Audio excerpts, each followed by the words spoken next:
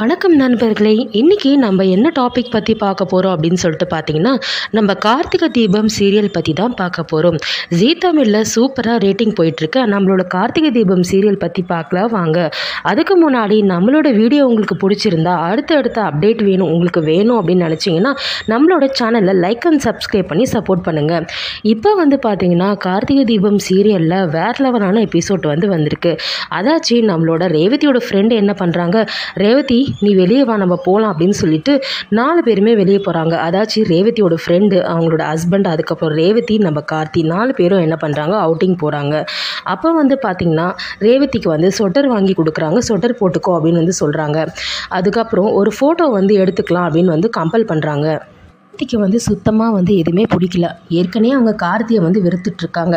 இருந்தாலும் அவங்க ஃப்ரெண்டு தப்பாக நினச்சிக்க போகிறாங்க அப்படின்னு சொல்லிட்டு இதெல்லாம் பண்ணிகிட்ருக்காங்க. ஃப்ரெண்டுக்கிட்டேயே தான் ஹஸ்பண்ட் டிரைவர் அப்படின்ற உண்மையை சொல்லலை. ஆனால் நம்ம கார்த்தியை பற்றி உண்மையை தெரிஞ்சால் சொல்லாமல் இருப்பாங்களா? ஆனால் இப்போ உண்மை தெரியாததுனால அவங்க தயங்கி நிற்கிறாங்க. இவர் பிஸ்னஸ் பண்ணுறாரு அப்படின்னு சொல்லிட்டு ஏதோ ஒரு சாக்கு சொல்லிட்டு எஸ்கேப் ஆகிடுறாங்க. அதுக்கப்புறம் பார்த்திங்கன்னா அவங்க ஃப்ரெண்டு என்ன பண்ணுறாங்க, கார்த்தி கூட சேர்ந்து நெல் அப்படின்னு சொல்கிறாங்க. அப்போ ரேவதி தயங்கி பக்கத்தில் போய் நிற்கிறாங்க. என்னடி கொஞ்சம் கிட்ட போய் கையை ஹோல்ட் பண்ணி நின்றுக்கோ அப்படின்னு சொல்கிறாங்க. அப்போ ரேவதிக்கு அது சுத்தமாக பிடிக்கல. சரி இருந்தாலும் ஸ்மைல் பண்ணிட்டு என்ன பண்ணுறாங்க, கிட்ட போய் நின்றுக்கிறாங்க. நின்னதுக்கப்புறம் அந்த ஃபோட்டோ எடுத்து என்ன பண்ணுறாங்க, நம்மளோட சாமுண்டீஸ்வரிக்கு அமுச்சு விடுறாங்க. சாமுண்டீஸ்வரி அந்த ஃபோட்டோ கிளிக் பண்ணி பார்த்ததும் வீட்டில் எல்லாருமே பார்க்குறாங்க. அதாச்சு நம்மளோட ரேவதியோட தங்கச்சி ரோகிணி, அப்புறம் குட்டி தங்கச்சி, அதுக்கப்புறம் பார்த்திங்கன்னா நம்மளோட சந்திரகலா, அதுக்கப்புறம் எல்லாருக்குமே பயங்கரமான சந்தோஷம். யாருக்குன்னு கேட்டிங்கன்னா அந்த ஃபோட்டோவை பார்த்த சாமுண்டீஸ்வரி, அதுக்கப்புறம் நம்ம ராஜாதி ராஜா, மயில்வாகனம், இவங்க 3 பேருமே ஃபோட்டோ சூப்பர் அப்படின்னு சொல்லிட்டு பார்க்குறாங்க.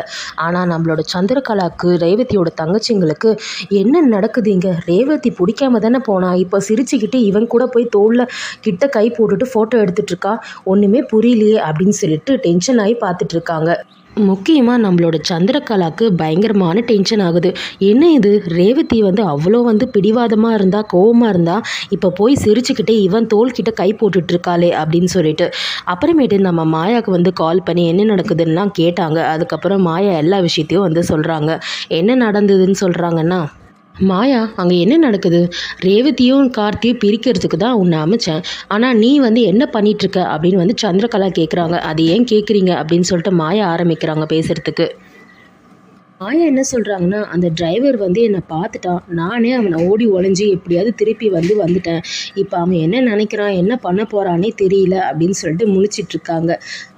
நம்மளோட ரேவதிக்கு எப்போ தான் மாயாவை பற்றியும் மகேஷை பற்றியும் தெரிய போகுதுன்னு தெரியல.